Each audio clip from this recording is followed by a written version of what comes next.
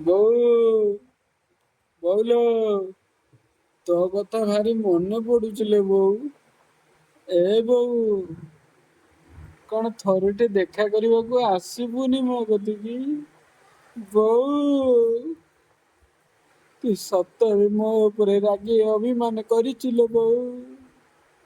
ଶାଶୁ ଘରେ ଛାଡ଼ି ଦେଇ ବାପ ଘର କଥା ଭୁଲେଇ ଦେଲୁ ଲୋ ବୋଉ। ଏ ବୋଉ, ଥରେ ଆ। ବୋଉ, ଥରେ ଆଲୋ ବୋଉ। ମୋ କଥା ଟିକେ ଥରେ ମନେ ପକାଲୋ ବୋଉ।